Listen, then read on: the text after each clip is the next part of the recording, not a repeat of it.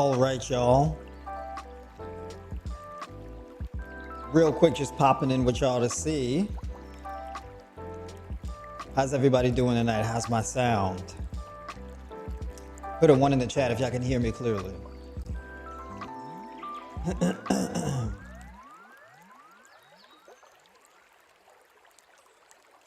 Miss D, the matriarch of the tribe, what's going on? Good to see you in here. Yes, ma'am. How long am I planning on going tonight? I plan on maybe 9:30, something like that. Probably go till like 9:30, something like that. I think so, right? If I'm really good, I could take it till 9 o'clock. We'll see. I'm not gonna just be on just to be on, you know. 'Cause I got some stuff to say. Right? I got some stuff to talk about. Some very important things, you know, business as usual. Right? Definitely, folks, hit that like button, like the stream to like the stream. I'm gonna get started with some house cleaning and whatnot. A few announcements that I'm going to make for the month of September. Now, you know, the schedule for the month of September is due to some change. Now, this is what I'm thinking about right now. That may change getting into September. We'll see. But yeah, so we get some folks in here. All right, Denise, what's going on? Good to see you in here. Charlotte, what's going on? Some folks are going to be coming in here late, but it's all good. We're going to have to catch the message on the back end.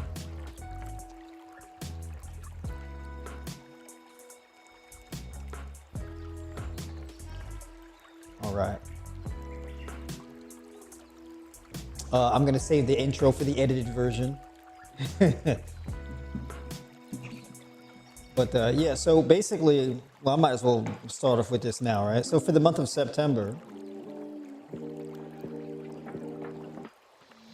I'm going to be altering the live stream calendar a bit. I want to stream more for members of the tribe.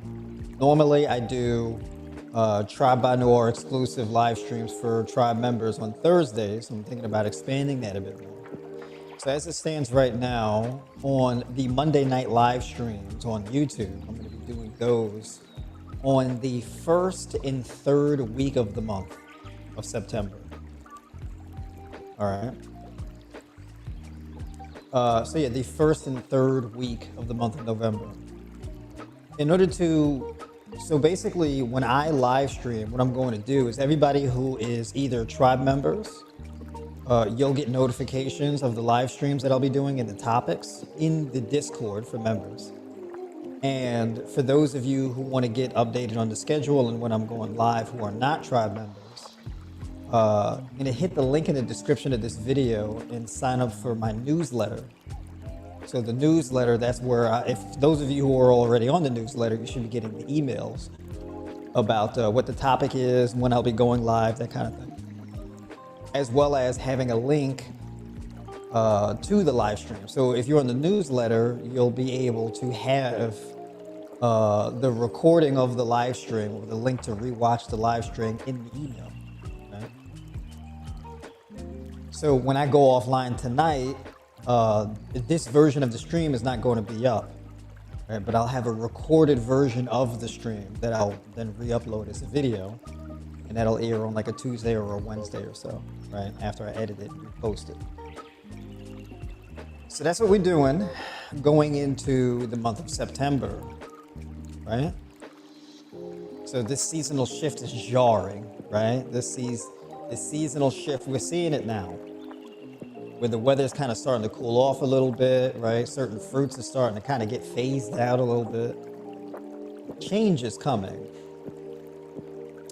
I don't know about y'all, but I'm feeling the change. I feel on like day one, I'm very sensitive to the change. I'm like, I ain't ready for this.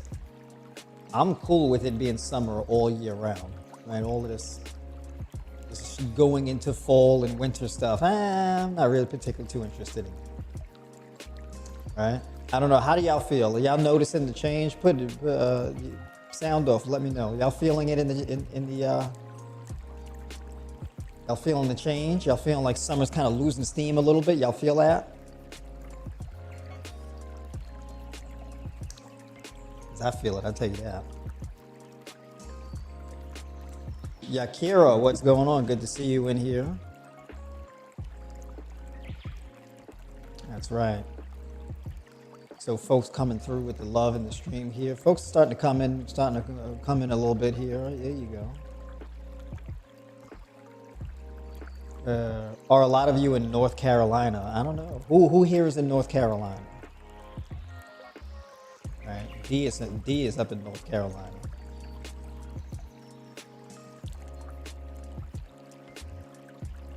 Where my North Carolina people at? All right.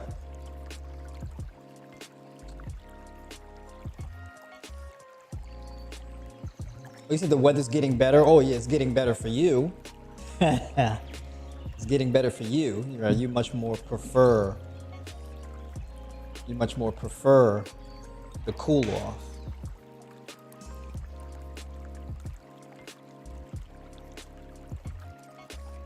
I like that blazing heat. I like it. I like those summer conditions. I'm all about that. I don't like cold nothing. I don't like it. I'm gonna still be in the woods though, regardless of the season. I'm gonna still be out there. All right, folks. Let me get adjusted here right quick before I get started with tonight's topic.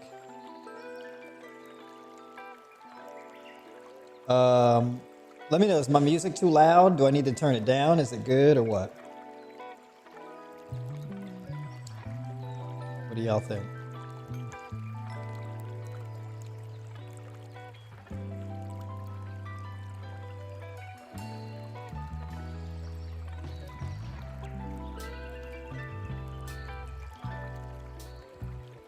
Yeah, you're able to get out more now, yeah.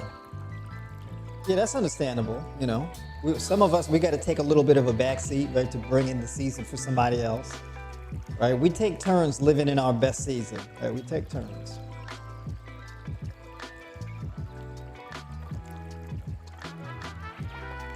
All right, well, let me make this adjustment here.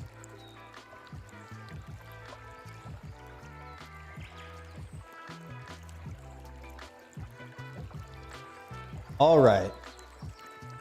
So let's get started with the topic tonight. We got to talk about reversing Hashimoto's disease and hypothyroidism, actually. I'm leading with Hashimoto's disease, but also going to dive into hypothyroidism. One is not necessarily the other. Right? One can lead to the other, one often looks like the other. But they're kind of two different things in certain ways, right? So I want to talk about the differences there, right? I've had a lot of success with helping women to reverse Hashimoto's disease and hypothyroidism. Now, when I say reverse successfully, I mean the shrinking of nodules or the complete removal, the dissolution of nodules, any potential nodules that are there, right? Either fully or partially to any significant degree, right? I'm talking about these symptoms disappearing, no longer having the joint pain, the fatigue, the anxiety, the restlessness, the gas, the bloating, the excess weight gain, all that kind of stuff, right? The hair loss, these types of things. And I've learned a lot because I've had years of experience with this issue, so I kind of know what works and what doesn't. And I wanted to talk about that tonight. Hashimoto's disease is an autoimmune disorder, right? Or autoimmune disease. Primary cause is chronic stress or chronic oxidative stress. This is often a result of a variety of different things. This can be childhood traumas, abusive relationships, poor diet, drinking, smoking, excessive exercise, or lack thereof, right? But stress, things that generally aren't conducive to human health, as well as lack of outdoor time, lack of direct sun exposure, leading to a vitamin D deficiency. Okay. One thing that's very common, aside from the stress, because everybody who's come to me with Hashimoto's disease or hypothyroidism to one degree or another has dealt with a lot of stress. We're talking years of very consistent stress. It's a stressful lifestyle. In and out of toxic relationships, bad relationships with family members, self-esteem issues, really poor sleep quality, some degree of a toxic lifestyle, diet, etc. Right? The diet is also very high in saturated fat. Oftentimes, the cholesterol is high, the blood pressure is high, blood sugar is high. There's some degree of fatty liver disease a lot of the times. It's a lot going on, right? Kidney disease to varying degrees. There's a lot going on there. And it's one of those things where as you carry on these harmful lifestyle habits and circumstances, you accumulate all of these negative things. And there's very specific things that we can do, right? There's specific lifestyle choices, diet choices, and things like that, supplementation, herbal teas, etc., that we can deploy to reverse these issues. Right? If you do them for long enough, you get compounding results to the point where you fully reverse the issue. Okay? So I've been able to figure out what works almost 100% of the time. Okay? The most difficult thing for me helping to get someone to a full reversal are medications that conflict with the goal. A lot of the times you do have to sacrifice whatever medications you're on because the medications can actually block you from your progress. Okay? And there can be certain types of supplements that can also block you from your progress. Okay? A great example is metformin, beta blockers, right? Things like this can block you from your progress. Statins, steroids, right? Whether it be like hydrocortisone or something like this. What else? Blood pressure medications, right? That's another thing. These things can cause you to be more insulin resistant over time. Diuretics, right? A lot of people who are trying to lose weight or dealing with edema, so swellings, it's common with people with Hashimoto's, and they take a diuretic to relieve some of the swelling. It makes the issue worse because it contributes to dehydration, which runs up your blood pressure, your blood sugar, causes bad headaches, etc., right? And can make you insulin resistant on top of that. So these things make it more difficult to see any significant progress. So going as medication-free as possible is first up. Medications are a hedge against your lifestyle. If you change your lifestyle, then that pretty much removes the need for the medications because you've implemented things in your lifestyle that replace the medication. So if my food is lowering my blood pressure, why do I need to take a blood pressure medication? If my diet is improving my blood sugar and making me more insulin sensitive, why do I need to take metformin? Right? If my diet does not come with significant sources of saturated fat, high levels of saturated fat in my diet, well, then I don't really need to take the cholesterol medications, right? Because I don't have that dietary fat contributing to the increase in accumulation of cholesterol, right? The LDL, LDLC cholesterol, etc., right? So this is what I'm talking about. And then, of course, if you have a diet with an abundance of antioxidants, carotenoids, polyphenols, etc., that protect your cells and reduce the oxidative stress and allow you to breathe easier by increasing hydration and oxygen absorption in your lungs, well, this can remove the need for any medications that you could be taking for anxiety and depression, right? So the list goes on, right? And I'm going to get into all of that. So let's start with diet. Actually, no, before I talk about diet, we got to understand what issues we're trying to deal with here. There's a lot of different issues that stem from the Hashimoto's. Dry skin, flakiness, dry scalp, hair loss, massive hair loss, right? Poor sleep quality, restlessness at night, the inability to go to sleep because the cortisol is really high at night, right? Excess weight gain, where it feels like you eat anything and your weight just go up, all right? You cut out the carbohydrates in your diet because you eat like a potato or some rice or something like that, your stomach swell up, you balloon up, and it feels horrible. You're like, damn, I feel like I just swallowed a brick, and I feel like a balloon. I feel fat and gross. This is extremely uncomfortable. I don't like it, right? So all of these digestive issues, right? These are things or signs. Joint pain, elbows, knees, ankles, hands, feet, just joint pain. Lower back a lot of the time is the issue, knees. And usually, most of the time, joint issues are metabolic disorder, right? Joint pain is a metabolic issue. It's not a result of the exercise, right? It is the metabolic processes of the cells that make up the connective tissue. And the oxidative stress is wearing out those cells. So those cells are dying off at an accelerated rate faster than they're being turned over and regenerated. So you have cells that die off and then you have new cells that come and take their place. But if your cells are dying off faster than new ones are taking their place, well, then this is where the pain comes from and you feel the diminishment of those connective tissues that make up the joints.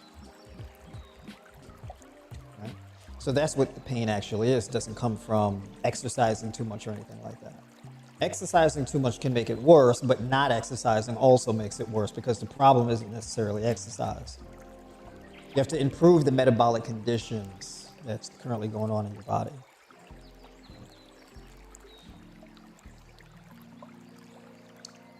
So, number one, when it comes to nutrition, the best approach I've found is either a fully raw vegan diet or a high raw vegan diet. And the number one thing that I talk about all the time is eating water-rich foods, right? Hydrating foods. This is going to be your fruits. This is going to be your pineapples, mangoes, watermelon, cantaloupe, honeydew, your grapes, cherries, berries, kiwis, right? Apples, grapefruits, pomelos, oranges, whatever the case is, right? Your citrus fruits.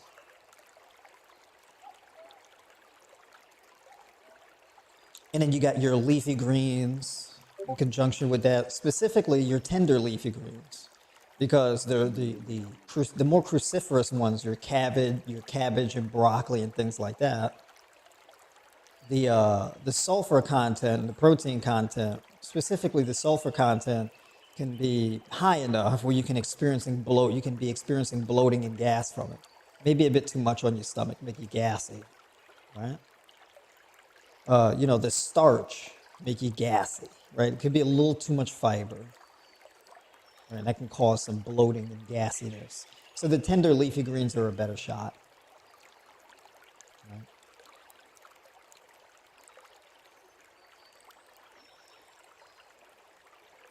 Second.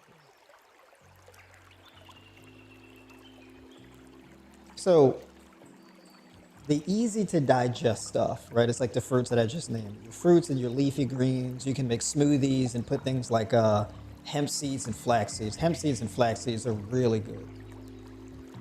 That's where you get your protein. That's where you get omega-3 essential fatty acids, omega-6 essential fatty acids, things like that. And those things largely help with your hair. Okay. The hemp seeds, the flax seeds, the chia seeds, these things are rich sources of magnesium, iron, copper, right? Those omega-3 essential fatty acids, prebiotic fiber, zinc, all those things that are needed to maintain healthy hair, skin, and nails, right? So, having a smoothie with, let's say, mango blueberry or mango pineapple, and you put hemp seeds in there, right? For example, great combination.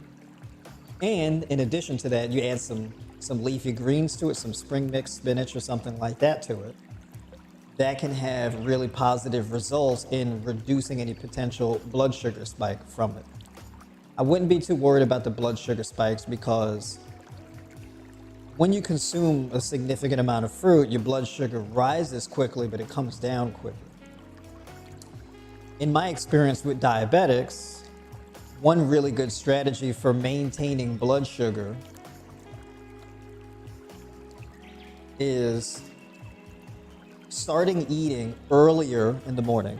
So you start eating earlier in the morning with that fruit, and your blood sugar numbers actually come down much quicker than if you were to not eat at all. Because a lot of the times what happens when people are insulin resistant, like for example, if you have Hashimoto's or hypothyroidism or you're diabetic, right? You can wake up first thing in the morning and your blood sugar is like 180, 210, 230, 260, crazy numbers. You haven't even eaten anything yet. And you can skip breakfast and your blood sugar is still real high. It takes forever to come down. Your blood sugar can be at like 180 by like noon. And you're like, I didn't even eat anything. My blood sugar's just been perpetually elevated. I didn't even eat anything. Okay? Whereas you can start eating much earlier in the day. I'm talking like within the hour of you waking up. And you start eating and you have a significant amount of fruit. Right? That can be 4 to 6 bananas. That can be 48 to 52 ounces of watermelon, or 36 to 48 ounces of cantaloupe, or whatever the case is. And you take your time eating that, and your blood sugar will actually come down quicker, and you'll have much better blood sugar numbers than you would have if you didn't eat anything at all. It's counterintuitive, but I'm speaking from experience, and this is a consistent thing that I've seen over years. Right?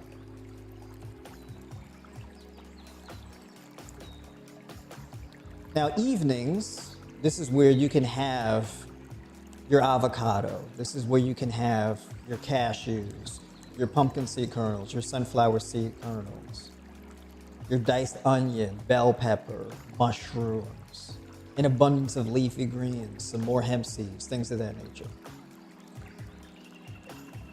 Right? And that really helps to improve your sleep quality, right? Because those foods give you an abundance of magnesium and zinc together. Good amount of protein, your fats, tryptophan-rich foods, which is an amino acid. It's a precursor for good sleep quality, right? And then after that meal, you can then tag on an herbal tea. So you can do, let's say you do 1 gram of ginger, 1 gram of turmeric in 8 to 10 ounces or 8 to 12 ounces of tea, hot water for tea. You drink that down after your last meal. And that also helps with blood sugar, that helps with anxiety, that soothes your gut. There's all types of benefits that come from that. Another really good combination is 1 teaspoon of basil, for example, holy basil, and cilantro. You put that in a tea steeper and you drink that for tea. Right? right after your last meal. So this could be like the format of your day as far as how you structure your meals. Okay. Fasting can be very beneficial for people with Hashimoto's also. But it's one thing that I've learned is fasting works really well as long as you don't have a variety of mineral deficits and your bone marrow is not compromised, right? But the thing is that if you've been battling weight loss, let's say your hair's falling out, you've been battling weight loss so you barely eat, right? Everything bothers your stomach, everything's making you gain weight, you're working out, you're doing cardio, you're afraid to eat, you feel better when you fast, right? And then when you eat carbohydrates, you feel lethargic and sleepy, all that type of stuff. You eat a sweet potato, which everybody tells you is a good food to eat, and you eat it and then you get the itis and you want to go to sleep. You feel terrible, so there's like this fear of eating, right? So you just end up under eating chronically. And you can do this over a period of months and years. And so what happens is gradually over time, you're hemorrhaging vital resources, minerals, vitamins, chemical compounds that are stored inside your skeletal muscle tissue, vital organs, bone marrow, and you become depleted over time. And then the hair shedding and the skin issues get worse. And you become iron deficient. And as you have menstrual cycles and things like that, you become iron deficient. And this leads you into feeling worse. Now the issue is no longer Hashimoto's. That's one of the issues, but now it's manifest into even more things, right? And so fasting can actually make it worse because you've already been depleted. So you'd have to eat your way out. So that's the thing a lot of the time. You can take a blood test to find out what you lack, but it doesn't really tell you the whole picture because on paper, in your blood, your levels may look fine, but in your bone marrow, they're not.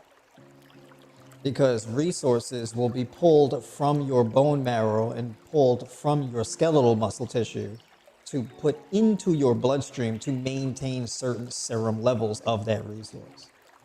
So that manipulates the data that you see in the blood test work. A great example of this is magnesium. Magnesium is often not picked up in a blood test because you store most of your magnesium inside of your vital organs and your bone marrow. You don't really have like significant amounts of it stored inside your blood. It's actually bad. If you have a lot of magnesium in your blood, it's usually a bad sign. Right.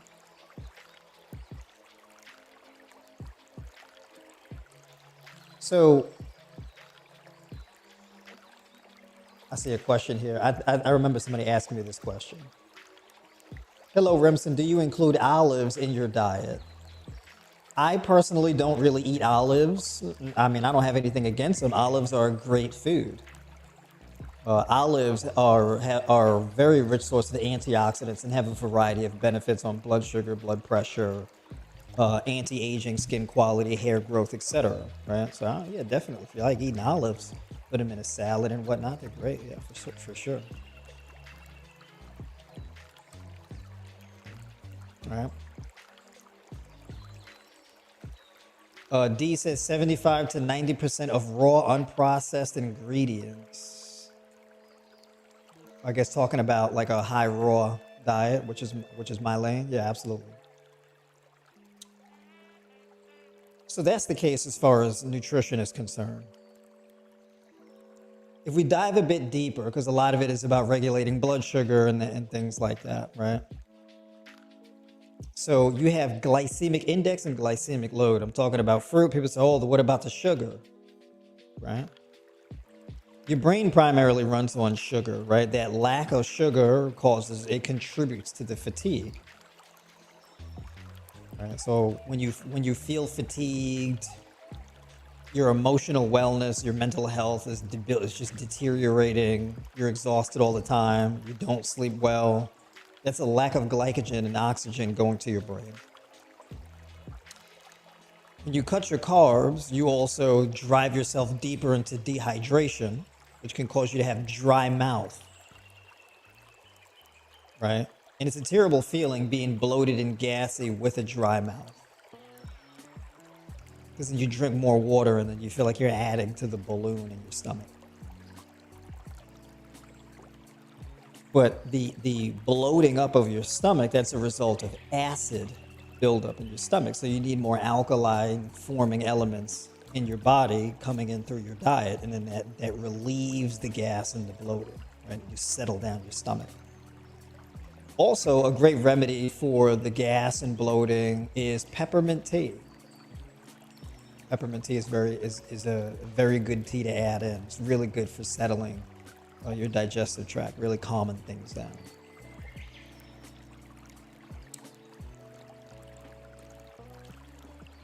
So basically, when it comes to your fruits, you have fruits that are moderate on the glycemic index. They're not necessarily low. They're like in between 60 and 70. Anything that is 55 and below on the glycemic index is considered to be low glycemic food. And then like when you start getting into like 60, 70, 80, that's more moderate. Anything like above 80 is like high, right? Most fruits are like a 70 and below, okay? Now, the interesting thing with fruit is fruits that are high on the glycemic index tend to be low in the glycemic load. They have a low glycemic load. So, for example, watermelon can be like even 80 on the glycemic index. Could be. Depends on how ripe it is. But it's low on the glycemic load. So you have to eat a lot of it in order to really accumulate like that glycemic effect. But it's a very hydrating food, so it offsets any negatives from the blood sugar because it's a hydrating food.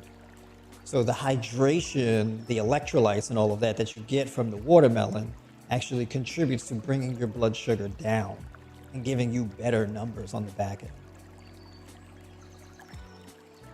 Then you have your foods that are low on the glycemic index, period, right? Your kiwis, cherries, berries, right? Apples, for example. I'm a very big fan in particular of kiwis, cherries, and berries. Big fan of these things.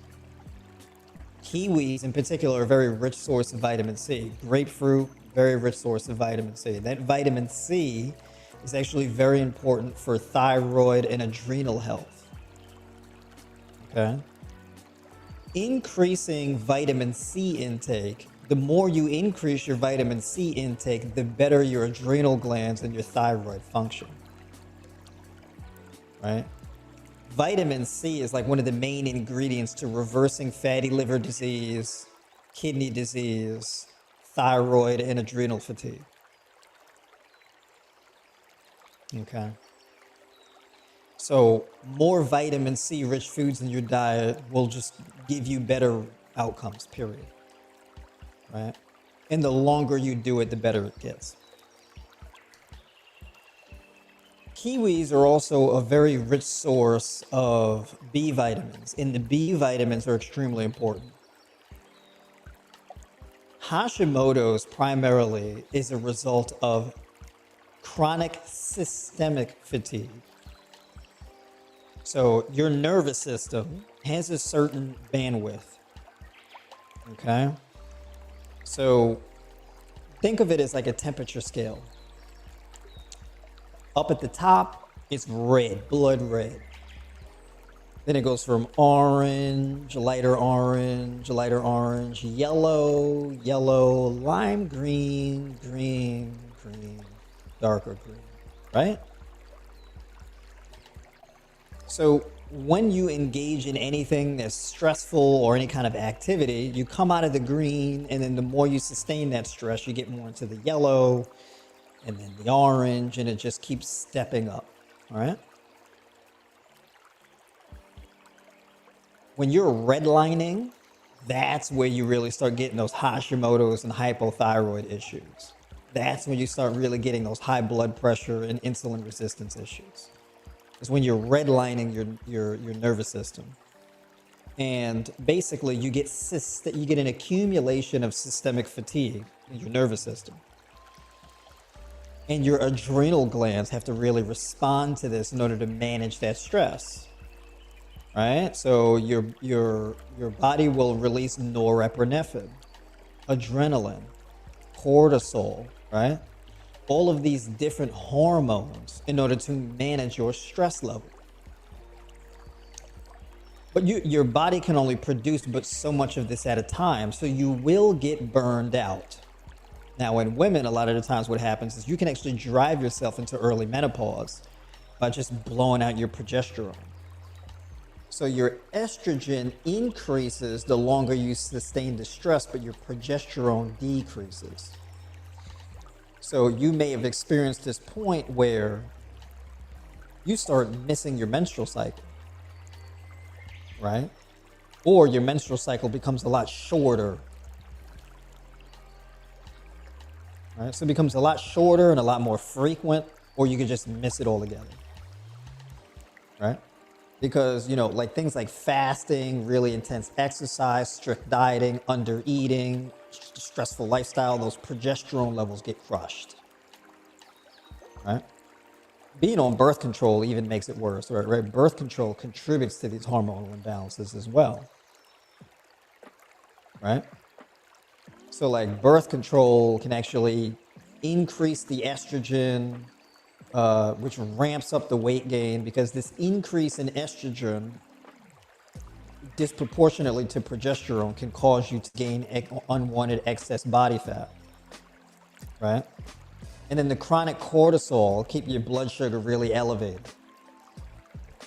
And if you're insulin resistant, you're not really getting the glucose from your food, and your body really starts getting into this catabolic state, breaking down protein and fat for energy. And you get like this feedback loop, right? Where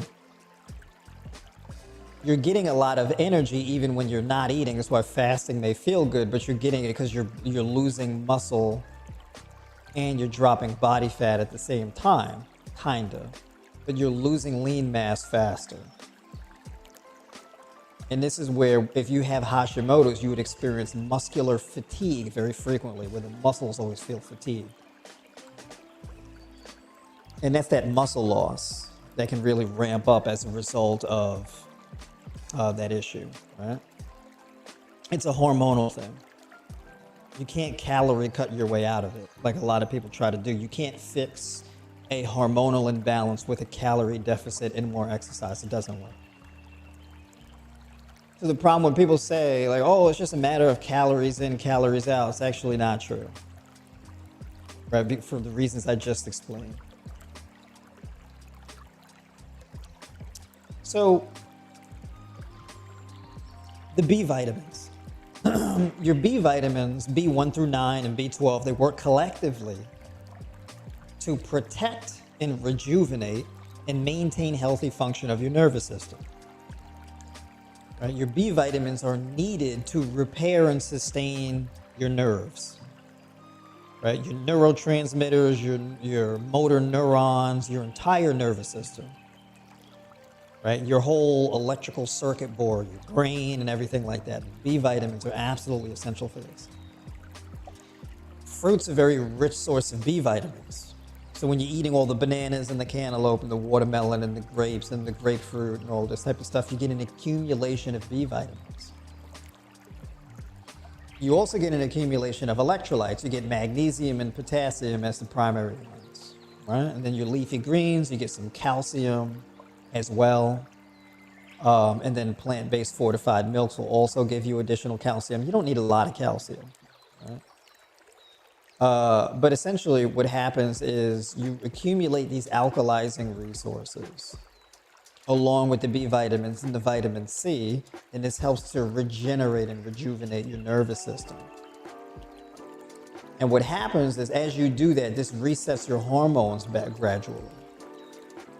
So with the increase in hydration, electrolytes, B vitamins, vitamin C, in part, those things cause your progesterone to get rebalanced to come back up. If you're on birth control, that may interfere with that, just to give you a heads up. Birth control can really destroy your hormonal balance. But with those foods, you can then bring that progesterone back up and level out with the estrogen. And the estrogen to progesterone ratio is very important for other things that I'm going to explain involving your thyroid. So having a carbohydrate dominant diet, water rich diet, fiber rich diet, loaded with B vitamins, vitamin C, magnesium, potassium, manganese, copper, vitamin K, all these type of things, right? With your grapes and berries, etc. It's very important to eat the rainbow, eat all the colors. So you want to get your greens, your yellows, your oranges, your purples, deep reds. You want to get all those colors in your diet, right?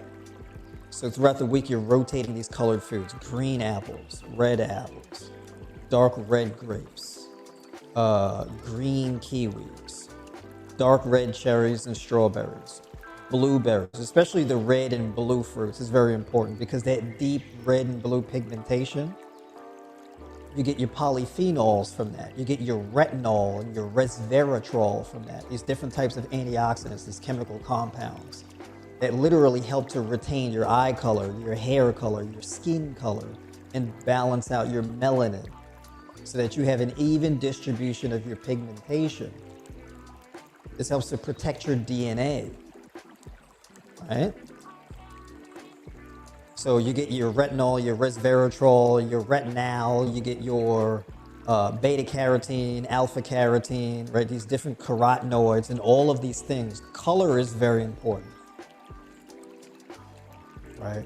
Because of what that color implicates. That's why it's very important to get all those colors in. Right? So your orange foods like your cantaloupe and grapefruit, your pomelos and things like that, really important. Your green foods, which are detoxing, right? They're like astringents. The orange foods, the yellow foods, and the green ones, right?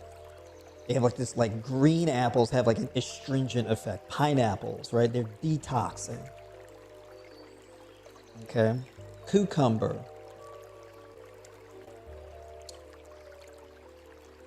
Celery juice, it's another one, right? Having this astringent effect, detoxing your body, which is very important because you need to remove acid and waste products built up inside your body. And so when you eat more of those green foods, right? Peppers, bell pepper, cucumber, celery, green apples, kiwis, right? Pineapple. These things help to pull toxins and waste products out of your cells and push water and vital nutrients inside your cells. It forces a trade. So you swap beneficial nutrients out for waste products. It's a two-way trade. This is why you have to eat your way out, by the way, because the only way you make that trade is you have to eat in order to make the trade. So your cells, they push out the waste products and suck in the beneficial nutrients. But if you're not eating, where do you get the beneficial nutrients from? There's nothing on the other side of the trade, right? So this is the vital role of food and why you have to eat your way out. This is why I'm a big fan of eating more, where you gradually build up and you eat more and more and more over time. So let's say you start with 3 meals and then you move to 4 and then you move to 5. You go from eating 32 ounces of a food to eating 40 ounces to then eating 48 ounces to then 52 ounces. Right? You go from 1 grapefruit to 2 grapefruit. You go from 8 ounces of pineapple to 12 to 16 ounces, right? You accumulate. You go from 2 bananas to 3 bananas to 4. I've had people, some of you in the chat can attest to this, where you're like, man, I started off eating 2 bananas. I'm up to 4 now, and I feel great, right? Their appetite increases as they feel better, and their blood sugar numbers reflect that. Because the more they eat, the better their blood sugar numbers get. This is what I'm seeing. It's very counterintuitive, right? And they send me the screenshots, and they tell me, they're like, I'm eating more food, and my blood sugar numbers are actually better than when I was eating less.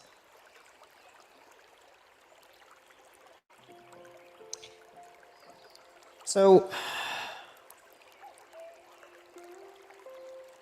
moving on to supplementation, because not everything you can get from food, because not all nutrients necessarily come from food as a primary source.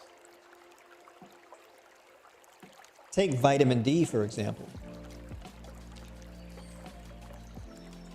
I have never had someone with Hashimoto's or hypothyroidism come to me with these issues and not be deficient in vitamin A.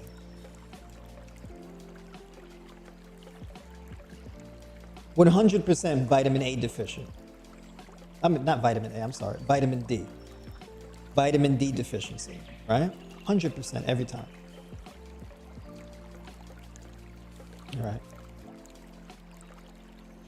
By the way, if you're having the dry skin and the issues, the hair and nails breaking and all of that type of stuff, vitamin A is specifically important for that. So getting more of those orange and yellow foods is very important. So your mangoes, your grapefruit, these are really important things. And then your berries also, like blueberries and blackberries.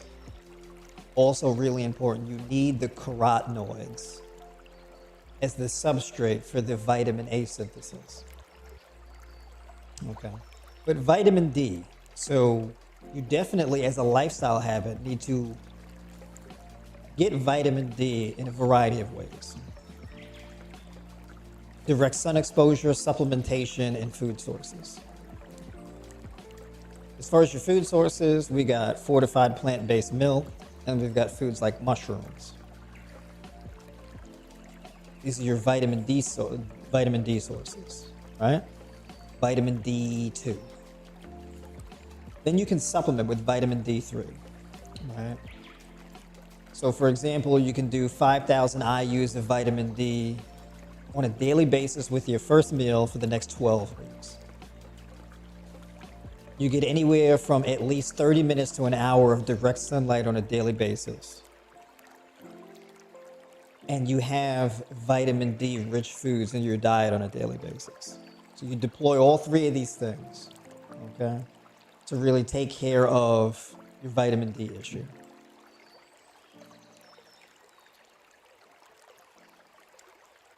The next thing, because vitamin D doesn't really work in a vacuum on its own. It's something that needs to be paired with it. A lot of people think that that's vitamin K. Some people say, oh, I take vitamin D3 and vitamin K2 together. What's interesting is vitamin K2 deficiency is nowhere near as common as vitamin D deficiency. But what is way more common than vitamin K deficiency is magnesium deficiency. Vitamin K deficiency is most prevalent in elderly people and children, like babies. Right? If you're vitamin K deficient, it's a gut health issue because vitamin K2 is a postbiotic. It's made inside your gut. If you're eating a fully raw or high raw diet, you get way more dietary vitamin K than anybody you know.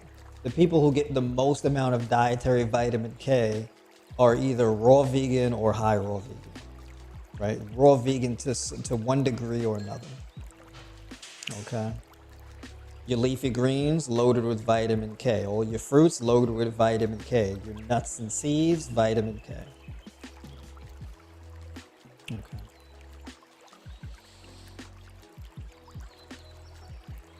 So magnesium is the thing you should actually pair the vitamin D supplementation with. One thing that I like to do, especially if you have gut health issues, let's say you have intestinal damage, which a lot of the times, if you're dealing with Hashimoto's or hypothyroidism, you have gas and bloating and things, you have these gut health issues.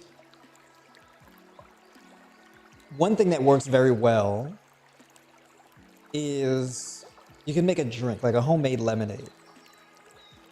You can do 12, 16 ounces of water with 2 grams of magnesium malate, unflavored.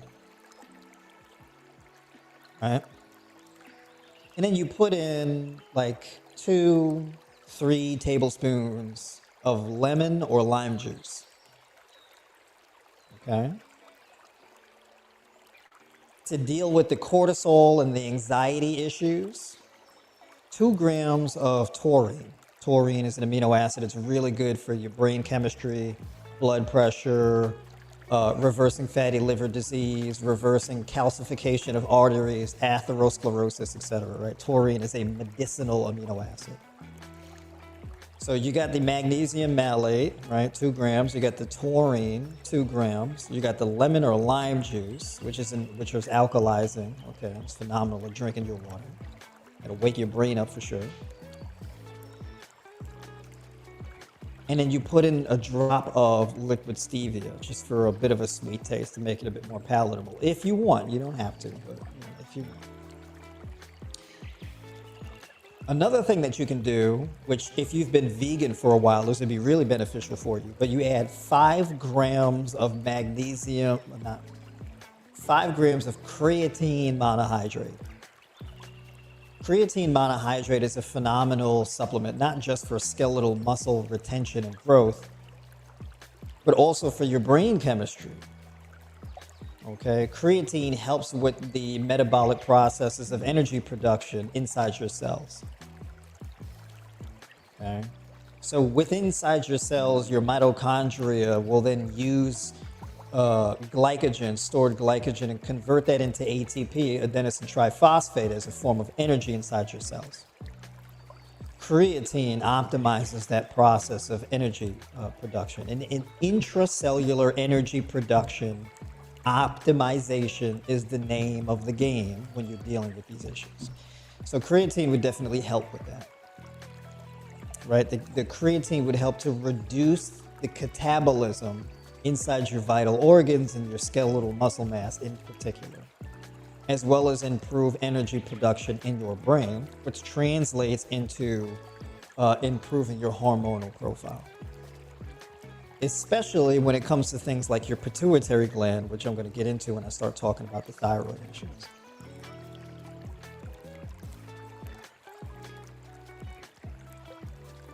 So that's the supplementation that you can put inside that drink.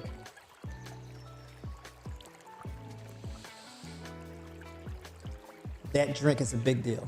You do that on a daily basis. It's definitely worth it. All right?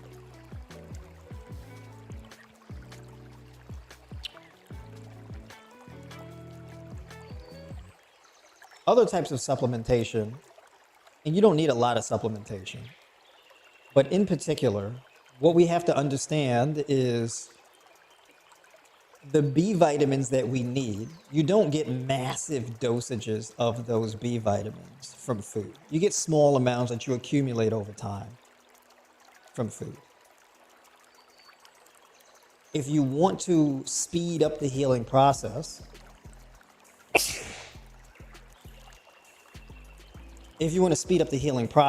you can supplement with B complex. The B complex that you get ideally should be a B complex that's rich in B1, right? Vitamin B1, known as thiamine. That thiamine should be either 3.5 to 5 grams of vitamin B1. Milligrams, not grams, milligrams, right? So 3.5 milligrams to 5 grams of thiamine, right? That's the effective dosage according to the research.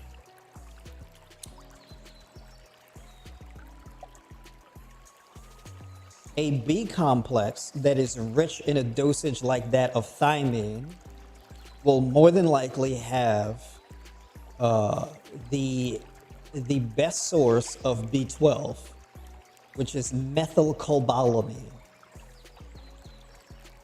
And that percentage is going to be real high, right? It can be like 2,000% of your RDI. So it's real high.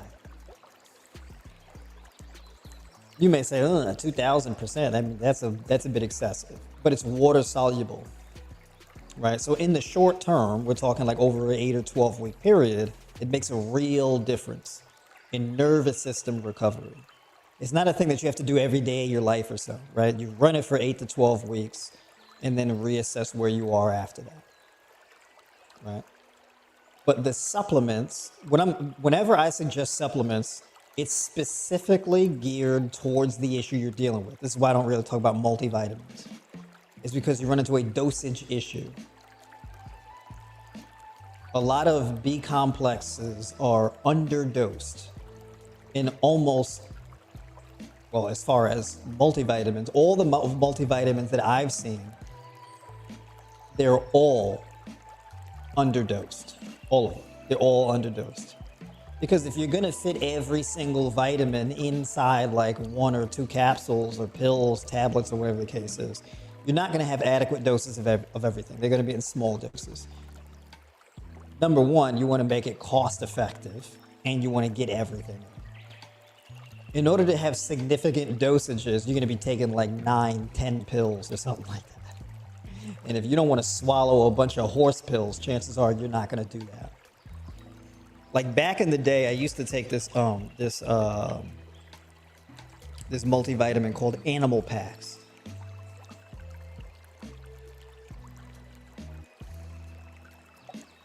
And it was a packet of pills. It's the most ridiculous thing I've ever done in my life. And I hated them damn pills. They taste nasty. They're these giant pills, right? I don't have a hard time necessarily swallowing pills. I just don't like to do it. But if you're somebody like my mom, where, you know, you take a pill and you're one of those people, right? You take a pill, you jerk your head back, right? You drink some water, you do this stuff and jerk your head back. Put a 1 in the chat if y'all one of these people who do that. Okay. I'm kind of curious to see if that's just a thing my mom does or if that's how much of a common thing that is. Just snapping the head back. It'd make my neck hurt just seeing it.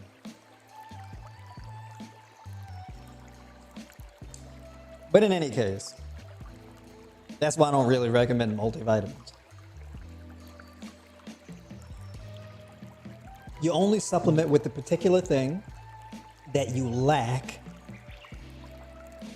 in order to fix your issue. Right? So targeted supplementation.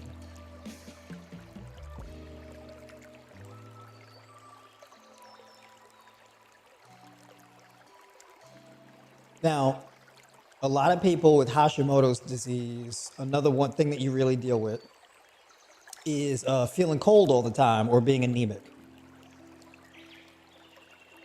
Now, understand the thing that makes you anemic is not getting enough iron in your diet. It's not what it is.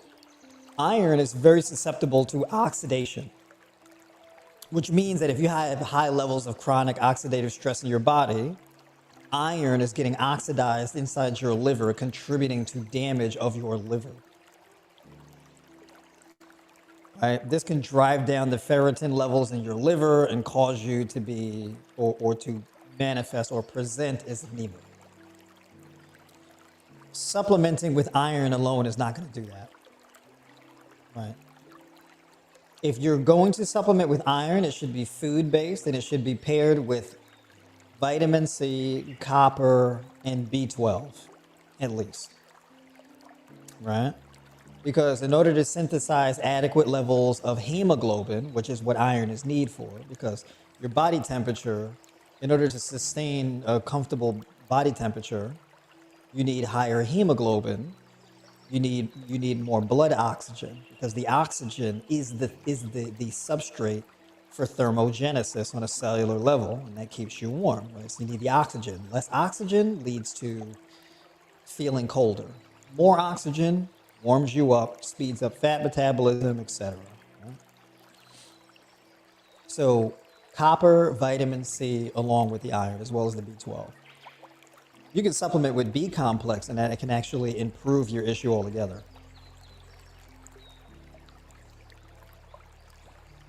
But when you bring down the oxidative stress, the iron issue goes away. I never really tell people to supplement with iron, unless it's a food-based supplement, like a Flora-Vital or something where it's food-based.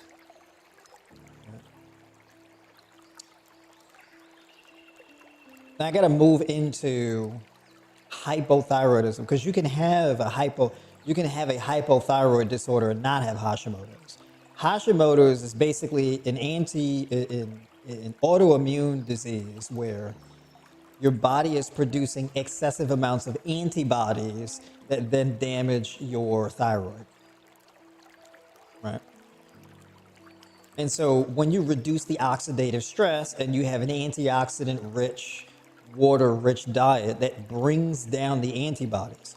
So more zinc, I should have mentioned zinc, but more zinc and more magnesium and more vitamin D reduces those antibodies, right? So before I move on, I got to go to the zinc thing. Before bed at night, a really good habit for you to take if you have Hashimoto's is to supplement with magnesium biglycinate. It's a different type of magnesium. The first magnesium I mentioned was magnesium malate, which is something that you would have during the day. Magnesium biglycinate is something that you would have at night before you go to bed. So you have the magnesium biglycinate in like a powdered form, 2 grams of it or 3 grams of it, combined with, let's say, 15 or 30 milligrams of zinc picolinate together. Not only do these two combined help to improve sleep quality and reduce anxiety, but they also help to correct the autoimmune disease and bring down the antibodies, those excess antibodies, right? So you don't get this explosive, excessive immune response. Okay.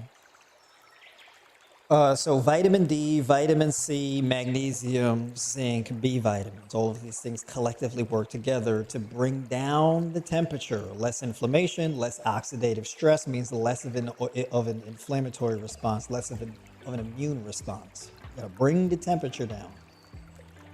Okay.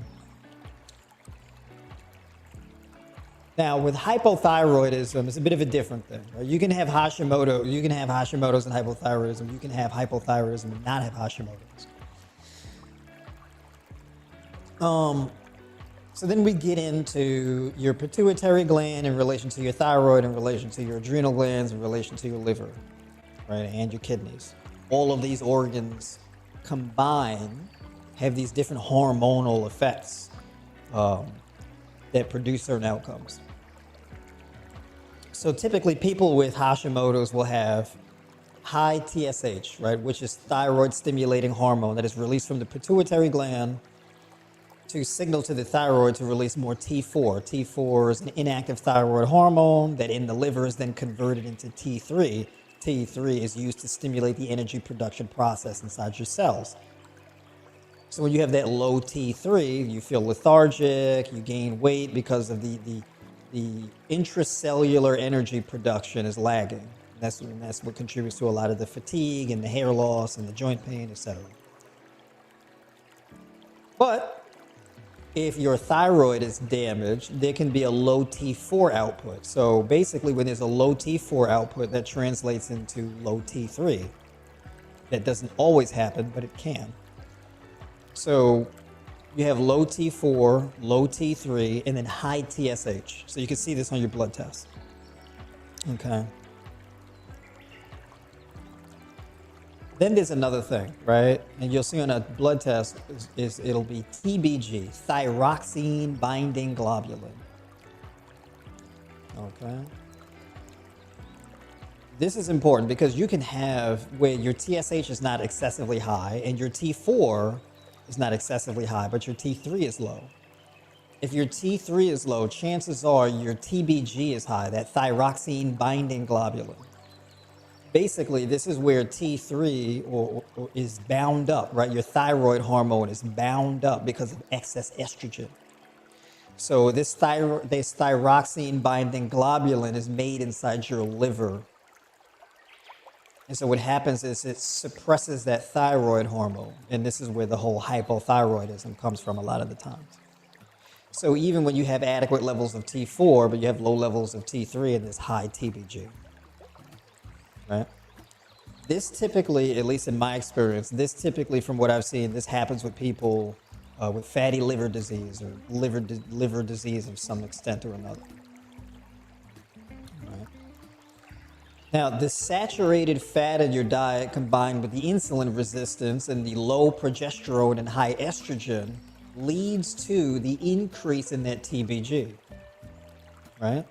So you get higher cholesterol, higher fat stored in your liver, more estrogen, and then more synthesis of this TBG, which suppresses thyroid hormone.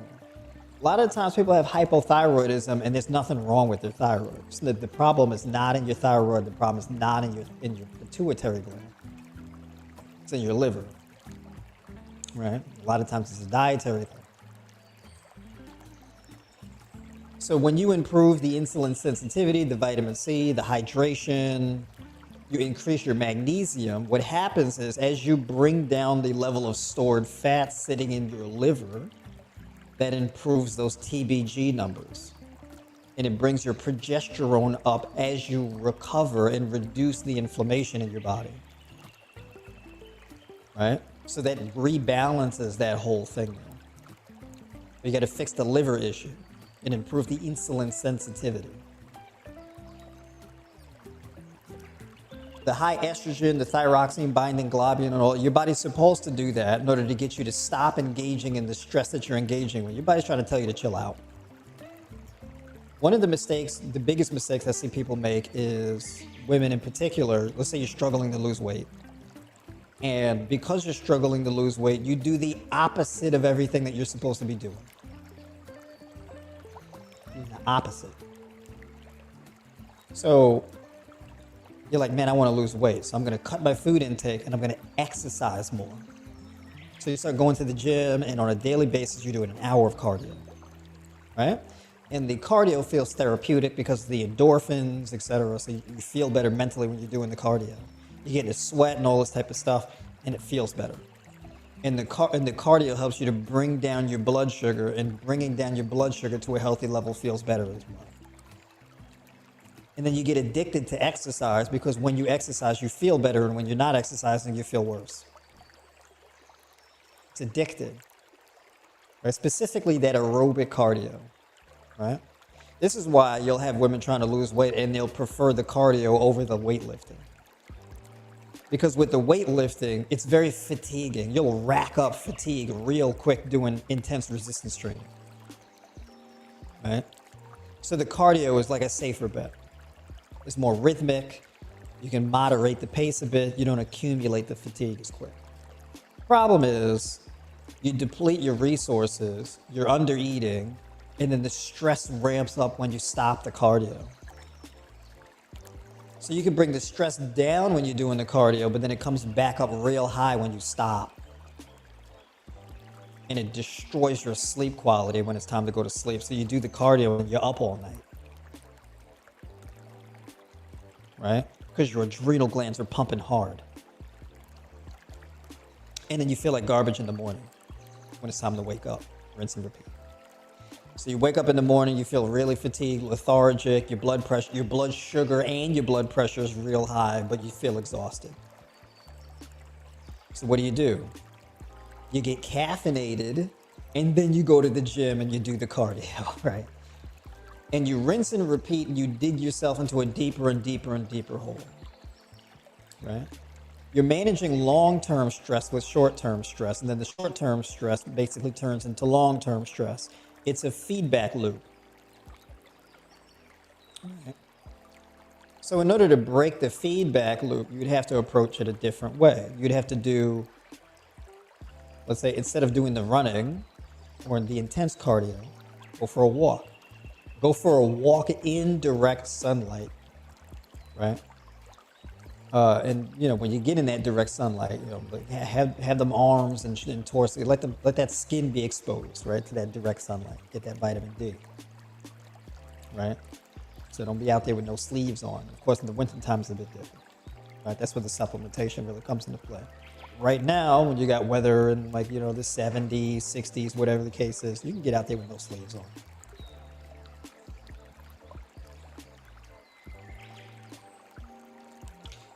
So going for a walk is a great way to manage your stress because walking is not really that stressful. Not for most people. It depends. You got an injury or, you know, you're 300 plus pounds. Well, walking, you know, 5-6 miles or something can be very difficult to do. So you may want to do 15, 20, 30-minute walks, right, at a slow pace. So when you do walk, you may want to keep your heart rate or walk at a pace where your heart rate is like 100 to 105 beats per minute. Right? When you cap out at like 110, 115. Okay? You can walk on a daily basis, and let's say you do resistance training for about 20 to 30 minutes, 2 to 3 times a week. Okay.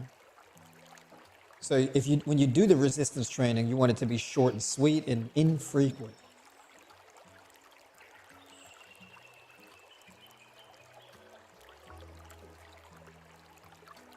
You do the resistance training too frequently, trying to build muscle, because you're like, well, I heard building muscle burns fat. So I'm going to do resistance training more frequently and more volume to build more muscle.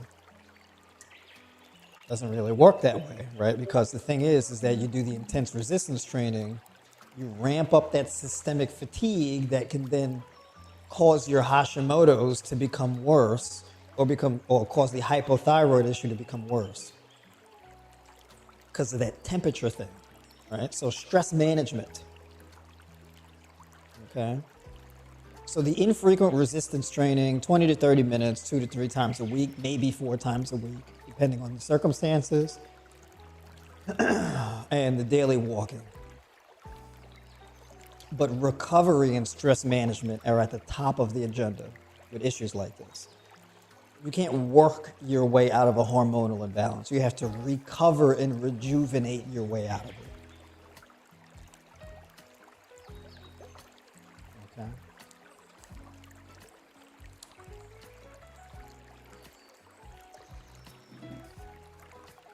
Also, one thing that really helps is to set a strict bedtime. You go to bed at a certain time and you're up at a certain time. You will destroy your brain chemistry binge watching TV shows at like 10, 11 o'clock at night. All right. If you got on bright lights, you're in front of your phone screen or a computer screen, blasting your eyeballs with blue light, watching some dramatic television show that's all active and there's all type of stuff going on and it's ramping you up, you're gonna get to bed real late. This is how you end up being a perpetual night owl. And then mornings are terrible as a result. Right? So it becomes typical to only get like 4 hours of sleep a night, 3 hours of sleep a night. Right? So you got to start dimming the lights about at least an hour and a half before bed.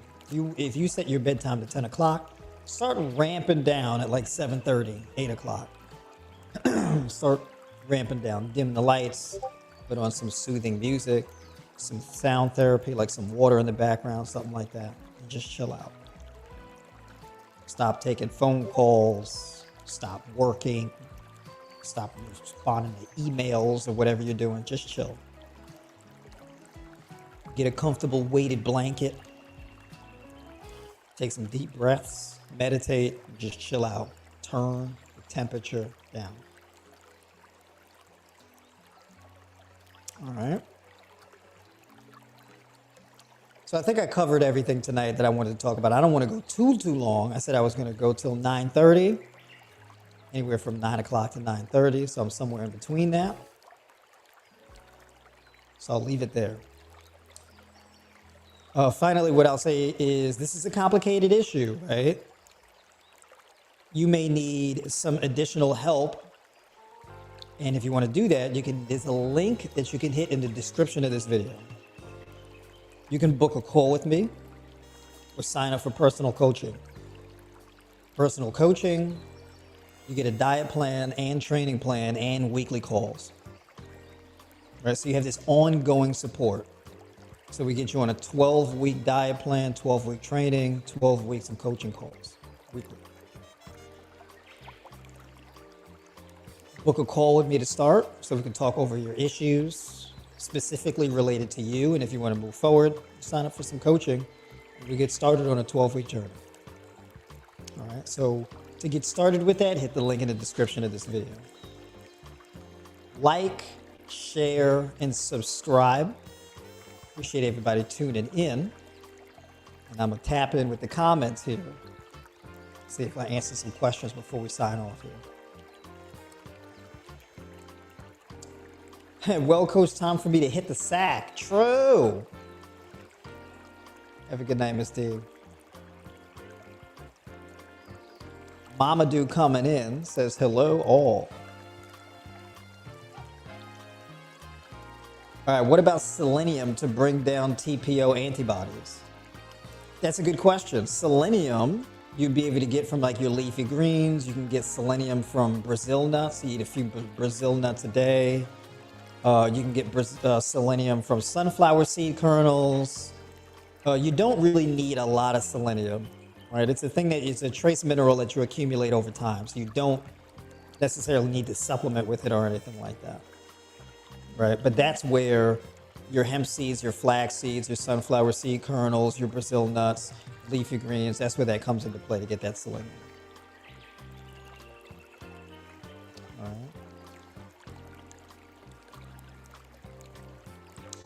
Salute, coach and chat. My man Jay Short. Appreciate you tuning in.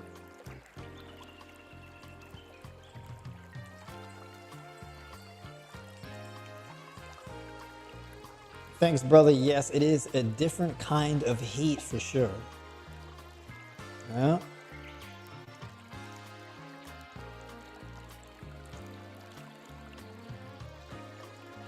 Like I said, I recently moved to Phoenix and it is hot, and I forgot that I may be losing water just being outside. Oh, that dry heat is brutal. Yep, that dry heat.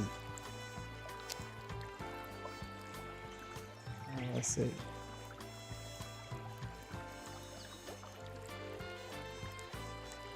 We need a live when we talk about how to live this lifestyle in the world. LOL, I love to travel and be on the go. That's a good one. How to maintain on the go when you're traveling. Yeah, things can get a bit tricky with that, that's for sure.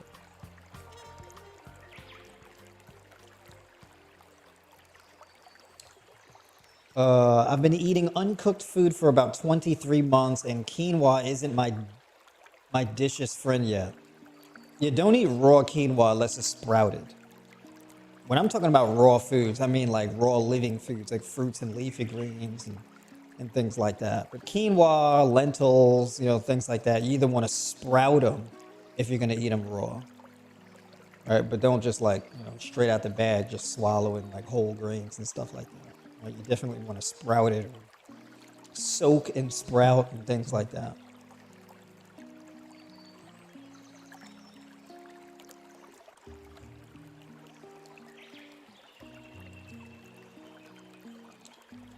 Let's see. My doctor recommended me some magnesium gummies and didn't help me at all.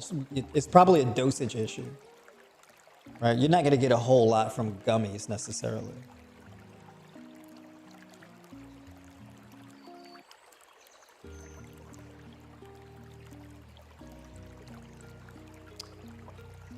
All right. So I caught up with everybody in the comments here. Enjoyed the love content. Very informative. Thank you. Appreciate you, boss lady. Thank you for tuning in. All right, folks. Well, I think that about wraps for tonight. Everybody get to bed at a decent time, and I will catch y'all on the next live stream. I'm assuming we will still maintain our schedule business as usual for next Monday. So get on the newsletter. Book a call with me, do all that stuff, like, share, subscribe if you're not already subscribed to the channel. And I'm going to be talking about a lot of other issues that people have been dealing with as well, and I'm taking requests. All right, so talk to y'all soon.